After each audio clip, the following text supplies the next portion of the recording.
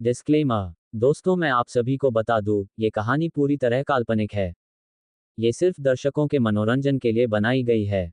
इसमें दर्शाए गए सभी पात्र, नाम, उत्पाद और घटनाएं पूरी तरह काल्पनिक है।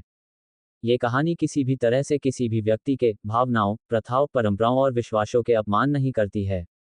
और इसमें सेक्सुअल और एडल्ट इत्यादि जैसे कहानी में बताए गए सभी चीजों का मात्र कहानी के लेखक द्वारा बनाई गई, लेखक अपनी एक कल्पना है। तो दोस्तों, मैं आपको आगे बता दूं, अगर आप हमारे चैनल अमन पॉडकास्ट एफएम पर नए हैं तो वीडियो को भर भर लाइक और चैनल को सब्सक्राइब करना ना भूले। धन्यवाद। एपिसोड 46। दंगल। सौदेबाजी की बातचीत जब अंतिम दौर में थी, तब दक्ष ने स्पष्ट करते हुए कहा था कि अंगूठी की कीमत 10,000 चांदी के सिक्कों से कम नहीं होगी। और तब बैंक मैनेजर की आंखें सोचने की मुद्रा में सिकुड़ गई थी। कुछ देर सोचने के बाद मैनेजर हंसा और उसने अपने हाथ में अंगूठी उठाते हुए कहा, ठीक है, सौदा पक्का। 10,000 चांदी के सिक्के तय रहे। मैनेजर ने मुस्कुराते हुए कहा, राजकुमार दक्ष, क्या आप मैथिलहाट बैंक का चेक लेना पसंद करेंगे या 10,000 चांदी के सिक्के लेकर जाना पसंद करेंगे? दक्ष ने कहा, मुझे चेक ही दे दें। मूंगे की अंगूठी बेचने के बाद विशेष हथियार खरीदने के लिए दक्ष को अभी भी 10,000 चांदी के सिक्कों की जरूरत थी।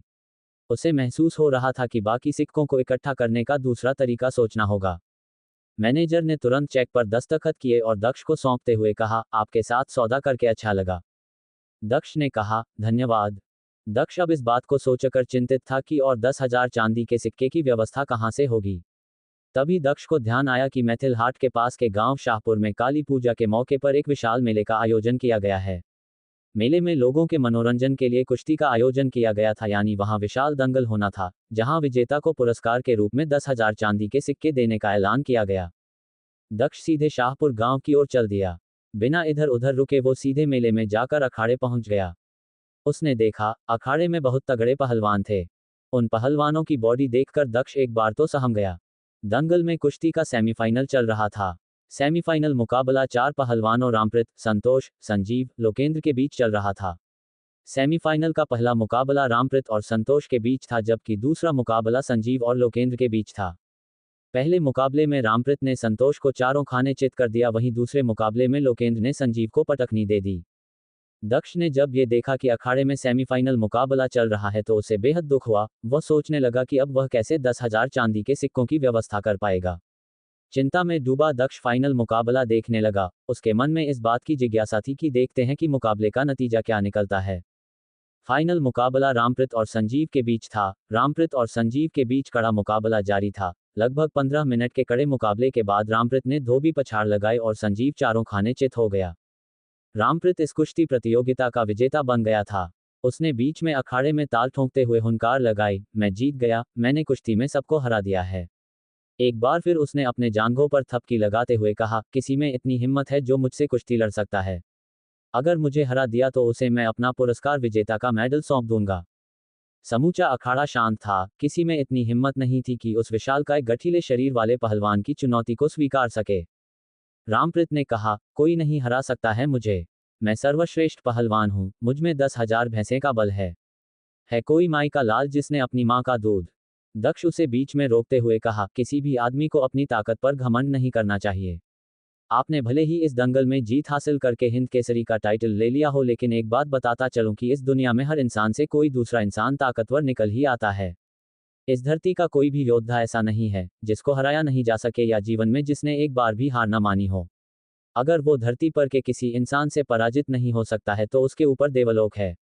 इसलिए अपनी शक्ति पर घमंड मत करिए। रामप्रीत ने कहा, क्यों ना बोलूं बालक, मैंने इस उपलब्धि को हासिल करने के लिए कड़ी मेहनत की है। मैं क्यों ना घमंड करूं? है हिम्मत तुम में, लड़ सकते हो मुझसे या तुम भी नपुंसक हो।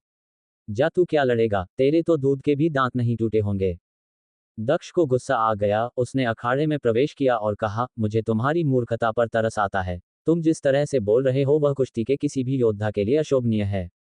कोई सच्चा पहलवान जिसको अखाड़े की मिट्टी की इज्जत करनी आती है ऐसा नहीं कह सकता। मैं तुमसे कुश्ती लड़ूंगा, वह भी कुश्ती के दांव के साथ। दक्ष को अखाड़े में देख कई लोग हैरान हो गए और आपस में बातें करने लगे। पहले आदमी ने कहा, अरे, ये तो वही है जिसने राजकुमारों के शक्ति परीक्षण वाली प्रतियोगिता में पहला स्थान प्राप्त किया है। दूसरे ने कहा, हाँ वही है, राजकुमार दक्ष, पेंडारी सिटी के सेनानायक मलिक का बेटा। तीसरे ने खैनी अपने होठों के बीच दबाते हुए बड़े इत्मीनान से पूछा, आपको क्या लगता है, ये लौंडा पहलवान रामप्रीत को पटकनी दे देगा? पहले ने कहा, योद्धा होना दूसरी बात है बे, और कुश्ती लड़ना दूसरी बात। दूसरे ने कहा, शरीर की ताकत तो इसमें भी है, बल्कि बहुत ताकत है इसमें। पता है, इसने शक्ति परीक्षण वाली प्रतियोगिता में 1000 किलोग्राम से अधिक के पत्थर को उठाकर ऐसे फेंक दिया, मानो वह पत्थर नहीं बल्कि कोई फूल हो। तीसरे को कुछ तो बोलना ही था, उसने कहा, अरे भैया, ये पत्थर उठाने की प्रतियोगिता नहीं है, ये कुश्ती है, इसमें दांव पेंच लगाना होता है, समझे? चौथा आदमी अब तक अपनी खैनी को होठों के बीच एडजस्ट कर चुका था। उसने उसी तरह शांत भाव से कहा जैसे उसके कोई हड़बड़ी न हो, हाँ सही कह रहे हो। लेकिन राजकुमार दक्ष के कॉन्फिडेंस लेवल को देखकर हमको पूरा यकीन है कि ये कुछ बड़ा उलटफेर कर सकता है। कर सकता है क्या, बल्कि कर देगा। दक्ष की चुनौती को रामप्रीत ने गुस्से से भरकर मान लिया था और जल्दी ही उन दोनों के बीच मुकाबला शुरू हो गया। रामप्रीत ने कान की दांव मारा तो दक्ष पछाड़ खाकर गिर गया। रामप्रीत दक्ष पर हावी हो रहा था, तभी दक्ष ने अपनी आंखें बंद की और अपनी आध्यात्मिक और शारीरिक शक्ति को बुलाने लग गया। धीरे धीरे उसके बांह की नसें मोटी होने लगी, ऐसा लग रहा था जैसे कि उसकी नसें खून के प्रवाह से फट जाएंगी। दक्ष ने रामप्रीत की बांह को पकड़ा लिया और उसके पैरों में पैर को फंसा दिया और ईरानी दांव लगाया, और देखते ही देखते रामप्रीत चारों खाने चित हो गया। ये देखकर दर्शकों में कुछ लोग जो दक्ष को पहचानते थे उन्होंने नारा लगाना शुरू कर दिया, राजकुमार दक्ष की जय हो, राजकुमार दक्ष की जय हो। रामप्रीत बड़बड़ाया, अच्छा तो ये राजकुमार दक्ष हैं। मुझसे भारी गलती हो गई, मैंने राजकुमार को बड़े कड़वी बातें कही थीं। ऐसा लगता है कि राजकुमार मुझे कड़ी से कड़ी सजा देंगे। लगता है इसी चौराहे पर मुझे भट्ठी में फिंकवा देंगे। पहलवान रामप्रीत उठा और जाकर दक्ष को पैरों पर जा गिरा। माफ करिए राजकुमार, मैंने आपके साथ बहुत ही गलत व्यवहार किया है, बहुत बुरा भला कहा है, मुझे माफ करिए राजकुमार।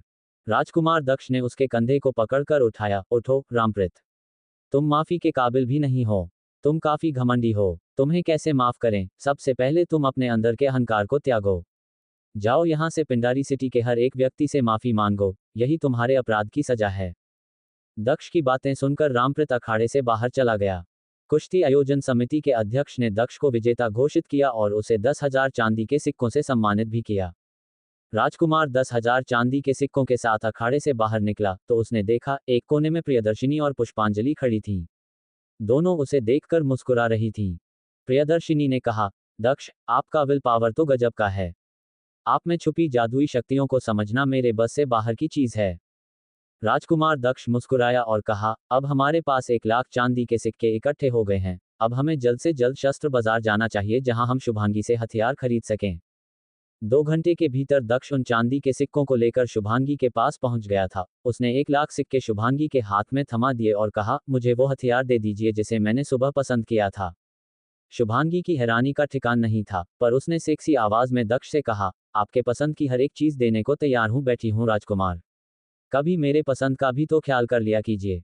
दक्ष शुभांगी की ऐसी सिड्यूस करने वाली बातों को अनसुना कर गया, जबकि पुष्पांजलि और राजकुमारी प्रियदर्शिनी दोनों शुभांगी की बातों को सुनकर असहज हो रही थी। शुभांगी उनके सामने दक्ष पर डोरे डाल रही थी, ये देखकर उन्हें अच्छा नहीं लग रहा था। एपिसोड 47। पिता से मुलाकात। दक्ष पैसे लेकर जब शुभांगी के यहाँ हथियार खरीदने पहुंचा तो शुभांगी ने एक बार फिर दक्ष के साथ फ्लर्ट करना शुरू कर दिया। लेकिन दक्ष शुभांगी की ऐसी सिड्यूस करने वाली बातों को अनसुना कर गया था, जबकि पुष्पांजलि और राजकुमारी प्रियदर्शिनी दोनों शुभांगी की बातों को सुनकर असहज हो रही थी। शुभांगी उनके सामने दक्ष पर डोरे डाल रही थी, ये देखकर उन्हें अच्छा नहीं लग रहा था। उधर शुभांगी ने अपने नौकर प्रेमशंकर से कहा, प्रेम, राजकुमार दक्ष को पीले बॉक्स में रखे हथियार दे दो। प्रेमशंकर उठा और उसने पीले बॉक्स को अनलॉक करते हुए कहा, राजकुमार, इस हथियार को अपने साथ ले जाए, आज से ये आपका हुआ। राजकुमार दक्ष ने बक्से को खोला, उससे चमकती हुई तलवार बाहर निकाली और लहराते हुए कहा, ये तलवार मेरी शक्ति है और जब तक ये मेरे पास रहेगी, मैं हमेशा दुनिया की बुरी ताकतों और राक्षसी शक्तियों से लड़ सकता हूं। शुभांगी पहले से दक्ष पर फ्लैट थी और आज दक्ष की ऐसी बातें सुनकर और भी मर मिटी। उधर तलवार लेकर दक्ष पुष्पांजलि और राजकुमारी प्रियदर्शिनी के साथ महल की ओर लौट आया। राजकुमारी प्रियदर्शिनी सबों को राज दरबार के मुख्य भवन में लेकर आई, जहां यशोधरा और सेनानायक मलिक बैठे थे। दक्ष 16 साल की उम्र में युद्ध कला के मध्यम स्तर के एडवांस स्टेज में पहुंच गया था। किसी आम आदमी के लिहाज से यह बिल्कुल अविश्वसनीय था। वह अपने दायरे में अन्य योद्धाओं को बड़ी ही आसानी से हरा सकता था। राजकुमारी प्रियदर्शिनी ने कहा, राजमहल के हम जैसे बाशिंदों को सारी सुविधाएं मिली, लेकिन हम लोग बहुत तरक्की नहीं कर सके। लेकिन मेरे भाई दक्ष ने बेहद कम संसाधनों और सुविधाओं की कमी के बीच सिर्फ अपनी मेहनत के दम पर यह शानदार उपलब्धि हासिल की है। उनका स्वागत कीजिए। सेनानायक मलिक खुश थे और उन्होंने कहा, आप लोग कुछ देर के लिए मुझे अकेला छोड़ दें। मैं अकेले में राजकुमार से बात करना चाहता हूँ। एक पल के भीतर प्रियदर्शिनी और यशोधरा सहित सभी लोग दरबार से बाहर चले गए थे। अभी राज दरबार में केवल दक्ष और उनके पिता मलिक थे। सेनानायक मलिक अपने शानदार सिंहासन पर बैठे थे, लेकिन वे उससे उठे और हॉल के बीच में चले आए। वे दक्ष के ठीक सामने खड़े हो गए और पूरी गंभीरता से पूछा, बेटे दक्ष, मुझे बताइए, आपने अभी तक कितने चक्र पार किए हैं? दक्ष के मन में सच्चाई को छिपाने की कोई योजना नहीं थी, खासकर अपने पिता से, जो उसके इस नए शरीर के पिता थे। दक्ष के मन में अपने असली पिता जितना ही सम्मान था। उसने आदर के साथ सेनानायक मलिक को उत्तर दिया, 27। वास्तव में छिपाने के लिए कुछ भी नहीं था। कोई भी शक्ति छुपाई नहीं जा सकती, ये प्रदर्शन के लिए ही होती है। सेनानायक मलिक हैरान रह गए और बोले, अरे तुम तो बहुत आगे निकल गए हो। बेटे की कामयाबी पर सेनानायक मलिक ने एक गहरी सांस ली। 27 चक्र पार करना उसकी कल्पना से परे था। सेनानायक मलिक दक्ष को टकटकी लगाकर देखने लगे और उन्होंने कहा, शक्ति परीक्षण के दौरान मैंने अनुभव किया बेटे कि आपके अंदर काफी अनुभव और शक्तिशाली तकनीक हैं। यदि उन शक्तियों के बारे में आप मुझे नहीं बताएंगे तो कोई बात नहीं, मैं आपको मजबूर नहीं करूंगा। लेकिन आपको अपनी क्षमता को छिपाना सीखना चाहिए। मलिक ने आगे बढ़कर दक्ष के कंधे पर हाथ रखा और फिर कहा, शक्ति परीक्षण के नतीजों में अव्वल आने के बाद मैंने आपको एक कवच से सम्मानित किया था। आपने उसे क्यों नहीं पहना? क्या आप नहीं जानते कि वह दिव्य कवच है? आपको दिव्य कवच देने के पीछे भी यही उद्देश्य था कि आप अपनी शक्ति को छिपा सकें। दक्ष थोड़ा हैरान था। उसे सेनानायक के पुरस्कार के पीछे के उद्देश्य का जरा भी अंदाजा नहीं था। दक्ष ने शर्माते हुए जवाब दिया, भविष्य में मैं उसी दिव्य कवच को पहनूंगा जब मैं दूसरों के साथ लड़ाई करूंगा। सेनानायक मलिक ने कहा, तुम्हारी शक्ति और चक्रों को पार करने की संख्या के बारे में केवल चतुरसेन जान सकता है। मैं उससे बात करूंगा और उसे इसे गुप्त रखने के लिए कहूंगा। मलिक ने आगे कहा, दक्ष, आपने काफी मेहनत की है, आपकी शक्ति पिंडारी सिटी की सुरक्षा और समृद्धि में सहायक होगी। सेनानायक मलिक ने अपने जेब से एक बैंगनी रंग का डिब्बा निकाला। उन्होंने दक्ष को दिया और कहा, ये 4 गोलियां दिव्य है, ये रक्तप्राश की गोलियां हैं। ये खून और मांस से बनी हैं। इससे आपको बहुत मदद मिलेगी। ये सामान्य रक्तप्राश से कहीं अधिक शक्ति बढ़ाने वाली और अधिक ताकतवर हैं। सेनानायक मलिक ने दक्ष को बताया कि इस हर एक गोली की कीमत 1000 चांदी के सिक्कों से भी अधिक है और कीमत जाने दे इसे प्राप्त करना काफी मुश्किल है। जाहिर है, सेनानायक मलिक ने दक्ष की क्षमता को देखा था। इसलिए उन्होंने दक्ष को ये गोलियां दी ताकि उसे युद्ध कौशल और तलवारबाजी में और उत्कृष्टता प्राप्त हो सके। सेनानायक मलिक ने कहा, आप इन गोलियों को अभी इसी तरह खा लेते हैं तो ये अभी शरीर में ही फट जाएगी और इससे ज्यादा कोई लाभ नहीं मिलेगा। इसकी बजाय आपको गुफा में प्रवेश करने के बाद इसे लेना चाहिए, इससे आपको काफी लाभ मिलेगा। सेनानायक मलिक थोड़ी देर रुके और फिर पूछा, आप मध्यम स्तर के योद्धा के एडवांस स्टेज में अभी अभी पहुंचे हैं? दक्ष ने हाँ में सिर हिलाया। सेनानायक मलिक ने कहा, आप मध्यम स्तर के सर्वश्रेष्ठ योद्धा बनने के लिए अभ्यास करें। आपको ऐसा करते देख मुझे गर्व हो रहा है। मैं जल्द ही सर्वश्रेष्ठ योद्धा बनकर दिखाऊंगा। दक्ष ने सिर हिलाया। तुम आप जाओ, बेटे, सेनानायक मलिक ने दक्ष से कहा। दक्ष ने सेनानायक मलिक को प्रणाम किया और दरवाजे की ओर चल दिया। वह जाने के लिए मुड़ा तो उसे पीछे से उसने सेनानायक मलिक की आवाज सुनी, दक्ष, तुम एक शाही परिवार में पैदा हुए हो। ये परिवार एक जंगल की तरह है। यहां तक कि अगर मैं इस जंगल का राजा हूं तो भी मैं तुम्हारी रक्षा कर नहीं पाऊंगा। यदि तुम खुद सजग और सतर्क नहीं रहोगे तो कोई ना कोई साजिश तुम्हें खत्म कर देगी। लेकिन अगर अपनी आंखें खुली रखो तो तुम इस क्रूर खेल में उम्दा प्रदर्शन करोगे। यहाँ सिर्फ फिटेस्ट की सर्वाइवल होती है। सबसे योग्य आदमी ही बचा रहेगा और कम योग्य लोग किस्मत के भरोसे छोड़ दिए जाते हैं। दक्ष ने अपने कदम धीमे कर लिए। वह इधर उधर नहीं घूमा पर उल्टा दिशा से ही बोला, मैं समझ गया पिताजी। कभी फुर्सत में और अधिक विस्तार से समझाऊंगा मेरे बेटे। अभी अभ्यास के लिए निकलो, सेनानायक मलिक ने कहा। दक्ष उसके बाद महल से बाहर चला गया। वह इसे क्यों नहीं समझेगा? एक राजा के सामान्य रूप से बहुत सारे बच्चे होते हैं, मलिक के भी थे। उनके लिए अपने सभी वारिसों की परवाह करना नामुमकिन था। जो लोग राजा के आसपास रहते हैं, राजा केवल उन पर ही निगाह रख सकता है। दूसरे लोगों के बारे में राजा को कोई सुध नहीं रहती थी। दक्ष भी शक्ति परीक्षण से पहले किसी भी तरह की प्रतिभा का प्रदर्शन किए बगैर सेनानायक के लिए अनजान व्यक्ति बन बैठा था। उसे इस बारे में कोई खबर नहीं रहती थी कि दक्ष कहाँ और किस हालात में है। उधर दक्ष मलिक से मिलकर बाहर निकल रहा था। दूसरी तरफ महल के दूसरे हिस्से में कुछ और ही गुल खिल रहे थे। अपने कमरे में खड़ी रानी ने गुस्से से एक कप जमीन पर फेंक दिया। कप टुकड़ों में टूट गए। रानी ने तमतमाते हुए कहा, दक्ष अब मध्यम स्तर के योद्धा के एडवांस स्टेज में पहुंच चुका है। रानी का गुस्सा अभी कम नहीं हुआ था। उसने चीखते हुए कहा, अभी? ऐसा उसने इतने कम समय में किया है। अगर हम उसे और आगे बढ़ने का मौका देते हैं तो आगे क्या होगा? वो हमारी छाती पर मूंग दलेगा, मूंग। रानी के पास खड़ी एक सुंदर नौकरानी ने पूछा, फिर रानी जी, आपको क्या लगता है, हमें क्या करना चाहिए? रानी ने गहरी सांस ली और कहा, मीनू कहाँ है? वह चली गई है क्या? हाँ, 2 दिन पहले, नौकर ने जवाब दिया। रानी ने आदेश दिया, उसे बताएं कि उसे किसी भी कीमत पर दक्ष को मारने की जरूरत है। मुझे 1 महीने में उसका कटा सिर देखना है। लेकिन अगर 1 महीने लगातार वह राजमहल से बाहर ही ना निकले तो क्या होगा? नौकरानी ने पूछा। रानी का चेहरा क्रूरता और गुस्से से और भी बदसूरत लगने लगा और उसने कहा, बताया तो किसी भी कीमत पर उसका सिर लाना है। नौकरानी ने कहा, जी, समझ गई मैं। वह तुरंत निकल गई और मीनू सौंडे के पास चली गई। मीनू सौंडे रानी माँ से मिलने बहुत दिनों से नहीं आई थी। ऐसा 2 वजहों से हो सकता था। या तो मीनू सौंडे अपनी गलती के लिए रानी से आंख मिलाने की हिम्मत नहीं कर पा रही थी, जिसके चांसेस बहुत कम थे क्योंकि बेहद क्रूर मीनू सौंडे काफी ढीठ भी थी और ये उसके पेशे की डिमांड थी। दूसरी बात, दक्ष की हत्या के लिए वो कोई बारीक प्लान तैयार कर रही होगी, जिसके चांसेस बहुत ज्यादा थे। एपिसोड 48। नया मौर्य। दक्ष दीवानी महल में वापस गया तो मां यशोधरा ने उसे देखते ही अपने सीने से लगा लिया। शक्ति परीक्षण के बाद ये पहला मौका था जब दक्ष और यशोधरा तसल्ली से मिल रहे थे।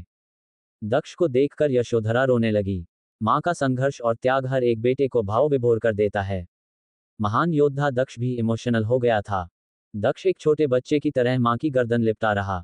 थोड़ी देर बाद दक्ष ने कहा, मेरी प्यारी मां, मुझे अपने हाथों से कुछ खिलाओगी? बड़ी भूख लगी है। नौकरानी पन्ना तुरंत उसके लिए कई तरह के स्वादिष्ट व्यंजन लेकर आए और बोली, महारानी यशोधरा, आप दक्ष भैया को अपने हाथों से खिलाया करो। देखो, भैया कितना कमजोर दिख रहा है। हाँ, पन्ना दीदी, कभी कभी लगता है कि मैं बीमार ही ठीक था, कम से कम आपका और माँ का स्नेह तो हमेशा मिलता था ना, दक्ष ने कहा।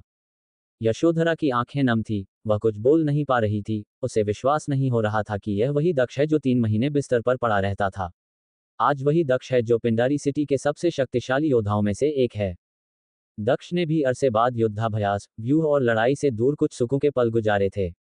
नौकरानी पन्ना जो हमेशा से दक्ष और यशोधरा के साथ रही वह भी रो रही थी। अच्छा माँ, मुझे अभ्यास करने के लिए निकलना होगा, कहते हुए दक्ष कमरे से निकल गया और गुफा की ओर चल दिया। यशोधरा दक्ष को जाते हुए देखती रही और उसके आंखों से आंसुओं की धारा बहती जा रही थी। काला बिल्ला फिर से राजकुमार दक्ष के साथ हो गया था। गुफा के अंदर पहुंचते ही दक्ष ने बिल्ले से पूछा, तुम इतने देर से कहाँ थे? काला बिल्ला पहले से भरा बैठा था, वो गुस्से में बोला, 2 लौंडियों के चक्कर में पड़ा था बे। दक्ष ने हंसते हुए कहा, हाँ, ऐसा लगता है कि तुम्हारी सुंदरता पर वे दोनों लड़कियां फिदा हो गई हैं। मेरे मजाक मत उड़ाओ राजकुमार। फिदा हुई इसलिए उसने मेरा नाम ब्लैकी रखा था। है बताओ तो, काले बिल्ले ने गुस्से में कहा। दक्ष ने हंसते हुए कहा, अरे, ब्लैकी कोई गाली नहीं है भाई मेरे। नहीं, नहीं, ब्लैकी गाली नहीं, सम्मान है। ब्लैकी क्यों रखा नाम, सल्लू मियाँ भी तो कह सकती थी, काले बिल्ले ने गुस्से में कहा। ये सुनकर दक्ष थोड़ी देर हंसता रहा। काली बिल्ली ने कहा, अगर आपका मजाक वजाक उड़ाने का कार्यक्रम खत्म हो गया हो तो हम काम की बातें कर लें। ठीक है, काम की बातें ही करो ब्लैकी। दक्ष ने हंसते हुए कहा, आप अब तक सिर्फ मध्य स्तर जिसे येलो सकल भी कहा जाता है, उसके एडवांस लेवल पहुंच चुके हैं, लेकिन आपने केवल 27 चक्र पार किए हैं साहेब। अब आगे कैसे बढ़ा जाएगा, इसके बारे में आपके पास कोई तरीका है? ब्लैकी ने पूछा। मुझे इस बारे में कुछ पता नहीं है, दक्ष ने जवाब दिया। देखो गुरु, एक बात तो मेरी जानकारी में है कि जो आदमी 27 चक्र से आगे पार लेता है आगे चलकर वही राजा बनता है, ब्लैकी ने अपनी बात आगे बढ़ाते हुए कहा। लेकिन ये बात अगर कोई जान गया तो आपके जीवन के लिए खतरा हो सकता है। वो आप मर्डर करवाने की कोशिश करेगा साहिब। मर्डर, समझा क्या? कौन हो सकता है वो? दक्ष ने पूछा। इतना सीधा बनने का नहीं। आपका मर्डर वही इच लोग कराएंगे न, जो आपकी जान के पीछे पड़ेले हैं। वही लोग जो आपकी जान लेने की कोशिश कर रहे थे भीडू और फालतू फिल्म में देवदत्त का राम बोलो हो गया ना। ब्लैकी की बातों में दम था। तो हमें क्या करना होगा? दक्ष ने कहा। सबसे जरूरी बात, आप किसे लेवल पर जाके प्रैक्टिस बोले तो अभ्यास कर रेले हैं उसके बारे में किसी और को बताने का नहीं। नहीं तो पिंडारी सिटी का बाप है ना आपका कमांडर मलिक, वो भी आपका जान बचाने नहीं सकेगा। ब्लैकी ने कहा। दक्ष ने सोचा, अच्छी बात यह है कि केवल सेनानायक मलिक और मैथिल हार्ट बैंक के प्रबंधक ही उसकी वर्तमान योग्यता के बारे में जानते थे। इन दोनों को इस बात को गुप्त रखना होगा। दक्ष ने सोचा, सेनानायक मलिक को बैंक मैनेजर से बात करनी चाहिए और साथ ही चेतावनी देनी चाहिए कि इस तरह की कोई बात बाहर किसी को ना बताएं। दक्ष ने अपने मन में ये बात तय की और फिर उसने दिव्य कवच पहनकर अभ्यास करना शुरू कर दिया। दक्ष ने अपने लिए एक टारगेट सेट कर लिया था, मुझे जल्द से जल्द ही एक निपुण योद्धा बनना होगा ताकि कोई मुझसे पंगा लेने से पहले 100 बार सोचे। फिर दक्ष ने पिता की दी हुई रक्तप्राश की एक गोली निकाली और उसे निगल लिया। दक्ष के शरीर में रक्त का प्रवाह तेज हो गया। वह फिर अभ्यास करने लगा। उसने गुफा के चट्टानों पर प्रहार करना जारी रखा। तकरीबन 8 दिनों तक कड़े अभ्यास के बाद उसकी स्टैमिना 6 गुनी बढ़ गई। उसकी अभी की शारीरिक शक्ति को अगर मापा जाए तो वो 10 सेकंड के भीतर पिंडारी सिटी के महान योद्धाओं को हरा सकता था। लेकिन उसने चक्र के अंतिम चरण में अब तक प्रवेश नहीं किया था। दक्ष को व्यूह के अंतिम चरण में जाने की जल्दी थी, इसलिए वो पिंडारी सिटी के इष्ट भैरवनाथ के मंदिर के पास बने तालाब की ओर चल दिया। तालाब में उसे ही जाने की इजाजत होती थी, जिसे अंदर जाने के लिए सेनानायक मलिक सहमति देते थे। सेनानायक मलिक ने राज्य के सभी अधिकारी और कर्मचारी को यह आदेश दे दिया था कि दक्ष को कहीं भी जाने से नहीं रोका जाए, इसलिए उसे किसी ने नहीं रोका। दक्ष सीधे उस दिव्य तालाब में चला गया। इस दिव्य तालाब का पानी हमेशा उबलता रहता था, मानो कोई ज्वालामुखी से निकलने वाला लावा हो। ये दूसरी बार था जब दक्ष इस तालाब में आया था। वह सीधे तालाब के केंद्र की ओर बढ़ने लगा। उसके शरीर की त्वचा गर्म पानी के कारण जल रही थी। अभी वह कमर भर पानी में था। उसने अपनी आध्यात्मिक शक्ति से शरीर के अंदर ठंड का आवरण तैयार किया और गहरे पानी की ओर बढ़ गया। अभी पानी उसके गर्दन तक पहुंचा था। उसकी सहनशक्ति अत्यधिक बढ़ गई थी, लेकिन उसकी त्वचा पिघल गई। उसके पूरे शरीर से खून निकलने लगा। उसके शरीर के हर एक छिद्र से खून निकल रहा था। दक्ष को इतनी पीड़ा हो रही थी कि वह रोने लगा। दूसरी तरफ मौर्य महल में कुछ नाटकीय हो रहा था। अनादि मौर्य के पिता और मौर्य परिवार के संरक्षक रामकिशुन मौर्य तीर्थ यात्रा करके वापस लौटे थे। पिता के लौटने की खबर सुनकर अनादि मौर्य और उनके 2 भाई रंजन और अभिरंजन मौर्य दौड़ते हुए पिता का आशीर्वाद लेने आए। तीनों ने उन्हें प्रणाम किया और सम्मान के साथ उनके पैर धोए और उनके पैर दबाने लगे। अनादि मौर्य ने पिता को अपने से ऊंचे आसन पर सम्मान से कहा, मेरे पिता, मेरे प्रभु, आपकी तीर्थ यात्रा कैसी रही? आपको कोई तकलीफ तो नहीं हुई? रामकिशुन मौर्य ने कहा, नहीं बेटे, मुझे कोई तकलीफ नहीं हुई। मैंने भगवान से तुम लोगों की मंगल की कामना की है और देखो, तीर्थाटन से लौटते ही मुझे एक खुशखबरी मिल गई। सभी चौंक गए। खुशखबरी? रामकिशुन मौर्य ने खुशी से कहा, हाँ, जैसे ही मैंने झुंझुन में प्रवेश किया, मैंने सुना कि मेरा नाती राजकुमार दक्ष शानदार योद्धा बन गया और केवल 16 वर्ष की आयु में मध्यम स्तर योद्धा के एडवांस स्टेज में पहुंच चुका है। वाह, दक्ष को देर से ही सही लेकिन बड़ी कामयाबी मिली है और इससे मैं बहुत खुश हूं। फिर रामकिशुन अपने बेटे अनादि की ओर मुड़े और बोले, बेटे अनादि, 3 साल पहले की घटना के लिए आप यशोधरा को दोषी मानते थे। उसके प्रति आपके मन में घृणा थी, लेकिन आप वास्तव में उसके भाई हैं और वह आपकी इकलौती बहन। इसलिए आप गुस्से को त्याग दीजिए और माफी मांगकर उसके साथ हो जाए।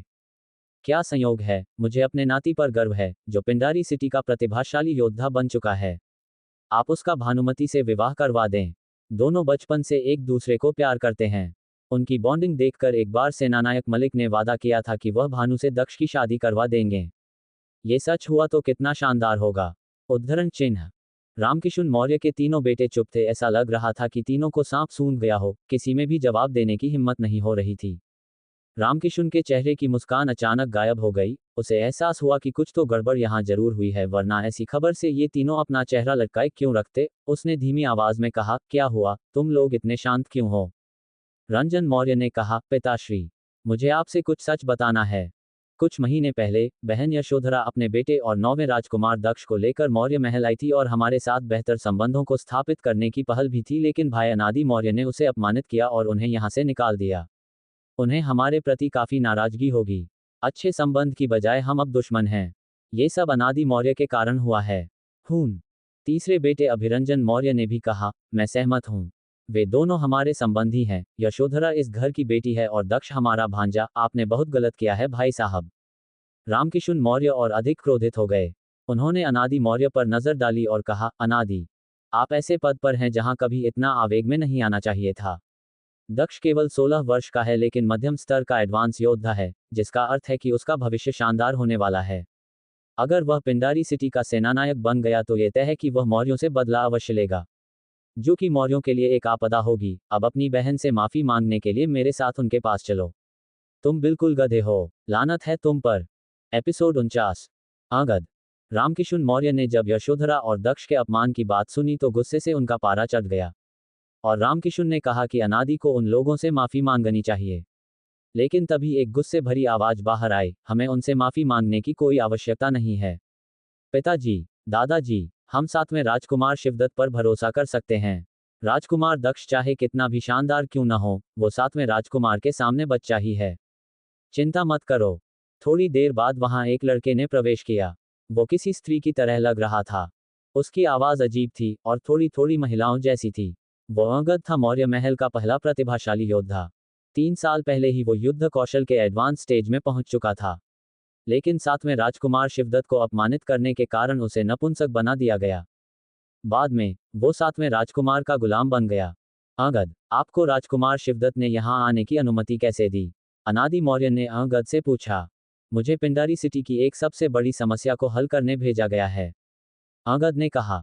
कौन सा काम? अनादि मौर्य ने कहा। रामकिशुन मौर्य ने शांत भाव से कहा, क्या शिवदत्त ने आपको राजकुमार दक्ष को मारने के लिए भेजा है?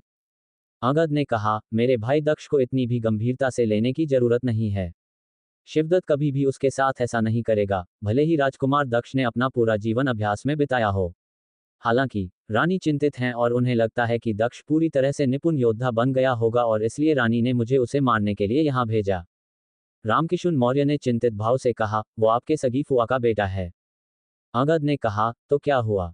उसे मेरे हाथों ही मरना होगा, उसकी मृत्यु के दिन निकट आ चुके हैं। वैसे भी अगर उसको रास्ते से नहीं हटाया गया तो वो मौर्य परिवार के लिए खतरा हो जाएगा, वो मौर्यों को नष्ट कर देगा। अंगद के मन में सातवें राजकुमार शिवदत्त से थोड़ा डर भी था और उसकी प्रतिभा पर विश्वास भी। पूरा राज्य इस बात को जानता था कि सातवां राजकुमार शिवदत्त 12 साल की उम्र में मध्य स्तर के योद्धाओं में पहले स्थान पर थे। किसी को नहीं पता था कि इतने सालों की साधना के बाद वो किस स्तर की युद्ध कला को हासिल कर चुका होगा। सबको चुप देखकर अंगद ने कहा, ठीक है, आप सबों की चुप्पी बता रही है कि आप सभी लोग इस बात से राजी हैं। मेरी रानी ने भानुमति से शिवदत्त की सगाई का वादा किया है, मैं उन्हें बताऊंगा कि वो जल्द ही सगाई की तिथि तय कर दें। ये कहते हुए अंगद वहां से चल दिया। रामकिशुन मौर्य ने हैरत से पूछा, शिवदत्त की भानु के साथ सगाई? ये क्या चल रहा है? अनादि मौर्य ने उत्तर दिया, पिताजी, ये फैसला अंगद और भानुमति ने किया है। क्या ये अच्छी खबर नहीं है कि हमारे साथ शिवदत्त जैसा प्रतिभाशाली योद्धा है? जो भी तुम लोगों मर्जी हो, लेकिन मुझे डर है कि अंगद की तरह समूचा मौर्य परिवार शिवदत्त का दास बन जाएगा, रामकिशुन मौर्य ने अपनी मुट्ठी भींचते हुए कहा। रामकिशुन असहाय महसूस कर रहे थे क्योंकि उन्हें शिवदत्त की असलियत पता था और वो वास्तव में मौर्यों को परेशान करने की ताकत भी रखता था और उसकी इच्छा भी यही थी। इधर दिव्य तालाब में दक्ष का 7वां दिन था। आसपास खिला मौसम लग रहा था, उसके चेहरे और शरीर की झुलसी त्वचा सामान्य हो रही थी। दक्ष ने एक शक्तिवर्धक पे पी ली और अपने कवच में अपनी आध्यात्मिक शक्ति को इंजेक्ट किया। दक्ष ने पहले कभी इतना शक्तिशाली महसूस नहीं किया था। दक्ष तालाब से निकलकर सीधे गुफा में चला गया। अब उसका एकमात्र लक्ष्य था कि वो सभी चक्रों को पार कर ले। दक्ष ने तुरंत रक्तप्राश की एक गोली ले ली और तपस्या में लग गया। उसकी अद्भुत आध्यात्मिक शक्ति का ही प्रताप था कि अचानक 28वां चक्र खुद ब खुद खुल गया। इसके बाद तो लगा जैसे कि कोई चमत्कार हुआ हो, और एक एक कर व्यूह खुद ब खुद खुलने लगा और वो बस आगे बढ़ता जा रहा था। 29वां व्यूह, 30वां व्यूह, 35वां व्यूह, 36वां व्यूह। जब दक्ष ने 36वां व्यूह पार किया तो एक तेज विस्फोट हुआ। पिंडारी सिटी में ऐसा लगा कि किसी ने परमाणु बम गिरा दिया हो। पिंडारी सिटी के घरों की खिड़की के कांच टूटने लगे। ऐसा लग रहा था कि पिंडारी सिटी में कुछ भयानक हो रहा था। सभी योद्धा हतप्रभ थे, किसी को कुछ समझ नहीं आ रहा था कि अचानक हुआ क्या है। लेकिन दक्ष पर इसका कोई असर नहीं हुआ, वो सामान्य ही बना रहा। उसे इस बार का जरा भी अहंकार नहीं था, लेकिन उसे ये सब अविश्वसनीय लग रहा था। आहा, मैं इस बात की कल्पना नहीं कर सकता हूं कि मैंने 36 व्यूहों को पार कर लिया। लेकिन मेरी शारीरिक शक्ति किस स्तर की है इसकी कल्पना नहीं कर सकता हूं। दक्ष ने अपनी शारीरिक शक्ति के परीक्षण का निर्णय लिया। उसके बाद दक्ष गुफा से बाहर आ गया और फिर उस दिव्य तालाब में चला गया। उसने वहां डुबकी लगाई और बाहर निकलकर अपने इष्ट देव को प्रणाम किया। तभी एक जोरदार धमाका हुआ। आवाज इतनी तेज थी कि जमीन हिल गई और एक 3 मीटर चौड़ा का गड्ढा बन गया। जमीन को देखकर दक्ष अपनी मौजूदा ताकत का लगभग अनुमान लगा सकता था। अभी वो बिना किसी मंत्र का प्रयोग किए 78 भैंसों की ताकत के प्रहार को तोड़ सकता था। यदि वो हथेली का उपयोग करता तो वो 88 भैंसों के बराबर बल का प्रयोग होता। इससे पहले किसी ने भी मध्यम स्तर के योद्धा ने एडवांस स्टेज पर 100 भैंसों की ताकत के बराबर की शक्ति को हासिल नहीं किया था। हालांकि दक्ष ने अपने पिछले जीवन काल में मध्यम दायरे में 94 भैंसों के बराबर की शक्ति अर्जित की थी और 800 साल बाद भी ये संख्या इस दायरे में अजेय रही थी। चूंकि वो मध्यम दायरे के एडवांस स्टेज तक पहुंच गया था, इसलिए उसके लिए अपनी शक्ति में सुधार करना बहुत मुश्किल था।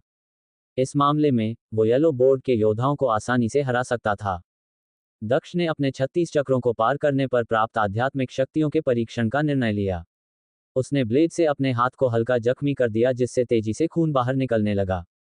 उसने अपनी आंखें बंद कर अपने आराध्य कुल देवता का स्मरण किया। कुछ ही देर बाद दक्ष के ऊपर प्रकाश का तेज आवरण बन गया, जैसे आसमान से चांद उसके सिर पर चांदनी गिरा रहा हो। थोड़ी देर बाद वो किरण खून की तरह लाल हो गई। हालांकि लोग उस दृश्य को नहीं देख सकते थे, लेकिन उस दक्ष जिस तरह से तपस्या के आसन बैठा था उसे देख कोई भी योद्धा ये मान सकता था कि ये उन्नत स्तर की आध्यात्मिक शक्ति का परीक्षण कर रहा है। इस आध्यात्मिक शक्ति से प्रभावित होकर समूचा वातावरण झूमने लगा। सर्द हवा तेज हो गई। दक्ष प्रसन्न था। वो अब आगे के अभ्यास के लिए रक्तप्राश और शक्तिवर्धक गोलियों को इकट्ठा करने का प्लान बनाने लगा। कुछ दिनों बाद एक दिन राजकुमारी प्रियदर्शिनी दीवानी महल आई थी। वो सीधे दक्ष के पास गई। दक्ष उस वक्त बगीचे में अभ्यास कर रहा था। उसे अभ्यास करता देख प्रियदर्शिनी ने कहा, भाई दक्ष, तुम इधर अभ्यास में व्यस्त हो और उधर क्या चल रहा है, कुछ पता भी है? दक्ष ने कहा, क्यों, क्या हुआ? राजकुमारी प्रियदर्शिनी ने कहा, क्या आप नहीं जानते कि भानु का दिल शिवदत्त से लग गया है? दक्ष ने पूछा, कौन भानु? नौवीं राजकुमारी एक पल के लिए चौंक गई, फिर उसने संभलते हुए कहा, अरे वही, तुम्हारी कजन भानुमति। हाल ही में मुझे किसी ने बताया कि हमारे पिता और बड़ी रानी ने तय किया कि अगले साल बसंत पंचमी को दोनों की शादी होगी।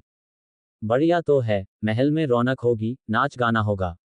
हम भी संगीत के दिन नाचेंगे, है ना? दक्ष ने कहा। राजकुमारी प्रियदर्शिनी ने दक्ष से कहा, अरे, आपके साथ क्यों नहीं हो सकती उसकी शादी? आप में क्या कमी है? शिवदत्त भैया और भानुमति की शादी से आप क्या बिल्कुल भी दुखी नहीं हैं? आप जिससे प्रेम करते हैं उसकी शादी हो रही है, वो भी आपके ही बड़े भाई के साथ, ये जानकर आप बिल्कुल भी दुखी नहीं हैं। अगर उनकी शादी हो गई तो आपको उन्हें भाभी कहना पड़ेगा। दक्ष ने आवेश में कहा, भानुमति मेरी कोई संपत्ति नहीं है जिसे मैं जैसा चाहूं वैसा रख सकूं। उसको अपनी जिंदगी का फैसला करने का पूरा हक है। किसी को किसके साथ विवाह करना है वो उसका पर्सनल फैसला है। अगर भानुमति का दिल किसी और से लग गया तो ये उसकी आज़ादी है और उसको ये आज़ादी मिलनी ही चाहिए। हम इसके लिए कुछ नहीं कर सकते हैं और हमें दूसरे की खुशी को देखकर दुखी भी नहीं होना चाहिए। प्रियदर्शिनी उसकी ऐसा बात सुनकर हैरान रह गई। एपिसोड 50। कम उम्र कातिल। राजकुमारी प्रियदर्शिनी ने जब दक्ष को भानुमति और शिवदत्त की सगाई की सूचना दी और कहा कि क्या आपको इसका बुरा नहीं लग रहा है, तब दक्ष ने आवेश में कहा कि भानुमति कोई उसकी संपत्ति नहीं है जिसे मैं जैसा चाहूं वैसा रख सकूं। दक्ष ने प्रियदर्शिनी से कहा, उसको अपनी जिंदगी का फैसला करने का पूरा हक है। किसी को किसके साथ विवाह करना है वो उसका पर्सनल फैसला है और हमें दूसरे की खुशी को देखकर दुखी भी नहीं होना चाहिए। प्रियदर्शिनी उसकी ऐसा बात सुनकर हैरान रह गई थी। फिर दक्ष ने बात बदलते हुए कहा, हमें फाइटिंग रेंज में चलना चाहिए, और इतना कहकर दक्ष महल से बाहर जाने लगा। हम फाइटिंग रेंज में क्यों जा रहे हैं? ये हो सकता है? राजकुमारी प्रियदर्शिनी ने पूछा। चलो, आज अभ्यास करते हैं, दक्ष ने कहा। राजकुमारी प्रियदर्शिनी का चेहरा चमक गया और खुशी से उसके साथ चल दी। प्रियदर्शिनी दक्ष से काफी जुड़ चुकी थी और उसका फेवर करने लगी थी। तेजी से जलने पर उसके बालों के लट बार बार आंखों पर आ जाते थे। उन लटों को संभालते हुए प्रियदर्शिनी ने कहा, मैंने सुना है कि तुम कई दिनों तक दिव्य तालाब में रहे हो। क्या ऐसा हुआ है कि आपका युद्ध कौशल और आध्यात्मिक शक्ति मध्यम स्तर के एडवांस स्टेज तक पहुंच चुका है? दक्ष ने मुस्कुराते हुए सिर हिलाया। लेकिन एक बात बताओ भाई दक्ष, आप इतनी तेज प्रैक्टिस कैसे कर रहे हो? राजकुमारी प्रियदर्शिनी ने हैरत के साथ ये सवाल पूछा। ये तो मालूम था कि वो एक प्रतिभाशाली योद्धा थी जिसने 16 साल की उम्र में मध्यम स्तर के योद्धाओं बीच अपनी जगह बनाई है, लेकिन दक्ष से तुलना करने पर जाहिर उसे कमतर महसूस हो रहा था और वो खुद को औसत दर्जे का योद्धा मानने लगी थी। एक शानदार रथ पर सवार होकर दक्ष और प्रियदर्शिनी फाइटिंग रेंज की ओर जाने के लिए महल छोड़ दिया। वैसे फाइटिंग रेंज पैसे कमाने के लिए एक अच्छी जगह थी। यदि किसी योद्धा ने अपनी जगह टॉप 10 में बना लिया हो तो उसे इनाम और प्रशंसा दोनों मिलती है। इतने चांदी के सिक्के दक्ष के लिए बहुत सारी रक्तप्राश की गोलियां खरीदने के लिए पर्याप्त थी, जिसकी मदद से वो उन्नत स्तर के योद्धाओं में अपना स्थान सुनिश्चित कर सकता था। आखिरकार ये लौंडा बाहर आ ही गया। मैं कब से सांस रोककर तेरे बाहर निकलने का ही इंतजार कर रही थी। अब की बार तू इतना किस्मत वाला साबित होगा बेटा दक्ष। मीनू सौंडे दीवार के पीछे से निकली और तेजी से दक्ष के रथ पर चढ़ गई। दक्ष को ये देख भौचक्का रह गया। उसने पूछा, तुम मेरे रथ पर क्यों आए हो? राजकुमार की जय हो। इस गुस्ताखी के लिए क्षमा करें, बड़ी रानी ने एक विशेष कार्य के लिए शाहपुर जाने का आदेश दिया था। आपके रथ की दिशा उसी ओर थी तो सोचा कि इसी पर चली जाऊं, मीनू सौंडे ने कहा। दक्ष ने कहा, ठीक है चलो, लेकिन बिना अनुमति के इस तरह से किसी के रथ पर चढ़ना गलत है। मीनू सौंडे ने कहा, राजकुमार दक्ष, आप बहुत दयालु हैं, इस धृष्टता के लिए क्षमा करें। बड़ी रानी के 4 नजदीकी लोगों में से एक मीनू सौंडे, दक्ष और राजकुमारी प्रियदर्शिनी की गाड़ी से फाइटिंग रेंज के लिए रवाना हो रहे थे। दक्ष और राजकुमारी प्रियदर्शिनी की रथ जैसे ही फाइटिंग रेंज के मुख्य द्वार तक पहुंची, उन्हें एक रोता हुआ आदमी बाहर आता दिखाई दिया। दक्ष उनसे रोने का कारण पूछने ही वाला था, तभी उसकी नज़र एक बिना सिर वाले शरीर पर पड़ी जिसे कुछ लोग फाइटिंग रेंज से बाहर ला रहे थे। दक्ष ने उस शरीर पर नजर डाली। फाइटिंग रेंज में काम करने वाले एक नौकर से पूछा, यहाँ क्या हुआ? नौकर दुबला पतला था, उसकी उम्र लगभग 30 साल की थी। उसने उत्तर दिया, आज एक बहुत घातक तलवारबाज फाइटिंग रेंज में आया है। जो उसके खिलाफ लड़ता वो ओकरी हत्या कर देता है। अभी जो लाश निकली है ये 8वां मनई था जिसको आजू मार दी हिस है। राजकुमारी प्रियदर्शिनी के चेहरे का भाव बदल गया। उसने आश्चर्य से कहा, बस एक योद्धा एक तलवार से इतने लोगों की हत्या कर चुका है? नौकर ने सिर हिलाया और कहा, गजब का लड़वैया है मैडम। हम यहाँ 10 साल से काम कर रहे हैं, लेकिन हम आज तक ऐसा योद्धा कबहिन नहीं देखे जेकरी तलवार में ऐसी धार हो और ऐसी ताकत हो। तलवारबाजी छोड़ दीजिए मैडम जी, योद्धा इतना अधिक निर्दयी है कि जमीन पर गिरे हुए लड़ाका को एक बार में नहीं काटता है, थोड़ा थोड़ा करके टुकड़ा टुकड़ा काटता है और तड़पा के मारता है।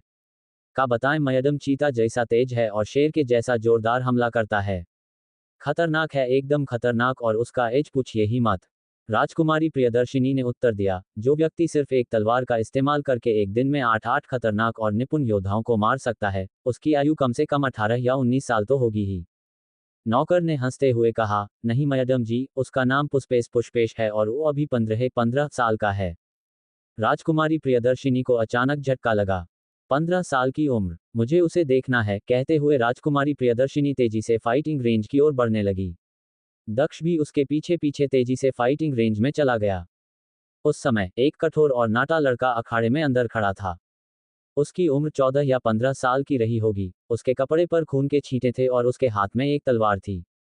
वह किसी कसाई की तरह बीच अखाड़े में इस तरह से खड़ा था जैसे वह किसी बकरे का इंतजार कर रहा हो। उसकी आंखों में कट्टरता और नफरत साफ तौर पर देखी जा सकती थी। लगातार 8 योद्धाओं को मारने के बाद उसकी आंखों में मौजूद नफरत चरम पर चढ़ गया था। उसके क्रूर भाव को देखकर कोई भी अखाड़े में जाने की हिम्मत नहीं कर पा रहा था। दक्ष ने अखाड़े के बीच पुष्पेश को देखा। एक तलवारबाज के रूप में उसके पास तलवारबाजी की अच्छी समझ थी और लड़के की सोच बेहद क्रूर थी जो कि उससे मुकाबला करने वालों के लिए जानलेवा साबित हो रही थी। दक्ष ने सिर हिलाया और कहा, ये तलवार इसे गिफ्ट में मिली है। इसने इस तलवार से बहुत कठिन अभ्यास किया है और इसके अंदर तलवार चलाने की गहरी समझ है। इसने अपने कुल देवताओं को भी प्रसन्न कर रखा है। राजकुमारी प्रियदर्शिनी ने भी लड़के को गौर से देखा और कहा, ये योद्धा आज से पहले कभी नहीं दिखा था। वैसे इसके तलवार पकड़ने की कला ही किसी को ये बताने के लिए काफी है कि यह उत्तम कोटि का तलवारबाज है। लेकिन क्या इसके हाथ में मौजूद ये तलवार जादुई है? दक्ष ने कहा, राजकुमारी सही कहा आपने। इसके हाथ में जादुई तलवार है। जब तक इसके हाथ में ये तलवार है उसकी आंखें लाल रहेगी और वह पागल भेड़ियों की तरह अपने मुकाबलेबाजों पर हमला करेगा। तभी अचानक दूर से एक हंसी गूंजी और इस हंसी के पीछे से एक आवाज आई, दक्ष, आपसे मिले 3 साल हो गए हैं लेकिन मैं आपको बहुत याद करता हूं। दक्ष ने हंसी की दिशा की ओर देखा। उसके सामने एक सुंदर सा आदमी था जिसके चेहरे किसी स्त्री की तरह कोमल और सुंदर थे। गौर से देखने पर ही पता चलता था कि वह स्त्री है। वह आदमी दक्ष की ओर देखकर मुस्कुरा रहा था। वह अगध था, लेकिन दक्ष इससे पहली बार मिल रहा था। दक्ष ने उसके आसपास नजर दौड़ाई तो उसकी बगल में ही भानुमति बैठी हुई थी। भानुमति ने एक सफेद शिफॉन शर्ट पहन रखी थी। उसकी शर्ट के ऊपर के बटन खुले थे जिससे उसके बड़े बड़े स्तनों की क्लीवेज नजर आ रही थी। कमाल की बात यह थी कि उसने आज शर्ट के नीचे कुछ भी नहीं पहना था, जो उस जैसी योद्धा के लिए अजीब बात थी। उसकी शर्ट में कमर के पास लाल रंग की लटकन थी। उसके काले लंबे बाल कमर को छू रहे थे। कुल मिलाकर वो काफी सुंदर लग रही थी। उसने काली मोटी भौहें, बड़ी बड़ी पलकें, संतरे के फांक जैसे रसीले होंठ, एक पतली सुराहीदार गर्दन, कसी हुई और उभरी हुई छाती और हिरनी की तरह काजल लगी आंखें किसी को भी आकर्षित करने के लिए काफी थी। कोई पहली बार देखे तो सीधे उसे दुनिया की सबसे सुंदर लड़की घोषित कर सकता था। मेरे भाई दक्ष, क्या तुम मुझे जानते भी नहीं हो? अंगद ने दक्ष से पूछा। भानुमति को देखने के बाद दक्ष को पता चल गया कि वह कौन है। चूंकि उसने पहले आगे बढ़कर अभिवादन किया था, इसलिए दक्ष ने उससे शालीनतापूर्वक व्यवहार करने का निश्चय किया और कहा, हाँ दद्दा, हम बहुत समय से नहीं मिले। मुझे आपसे यहाँ मुलाकात की उम्मीद नहीं थी। राजकुमारी प्रियदर्शिनी ने फुसफुसाते हुए कहा, दक्ष, अंगद के करीब मत जाना, वह बेहद चालाक और पापी है। उससे ज्यादा नजदीकी आपके लिए अच्छी नहीं होगी और वो दोस्त बनने के लायक भी नहीं है। दूर रहना उससे। राजकुमारी प्रियदर्शिनी की आवाज थोड़ी धीमी थी, लेकिन फिर भी अंगद ने सुन ली थी। अंगद थोड़ा पीछे हट गया और कहा, राजकुमारी प्रियदर्शिनी, आप मेरे सामने इस तरह बोलती हैं, ये कितना अजीब है ना? किसी व्यक्ति का अपमान, क्या ये शाही परिवार को शोभा देता है? एक अजीब सा माहौल वहां बन गया था।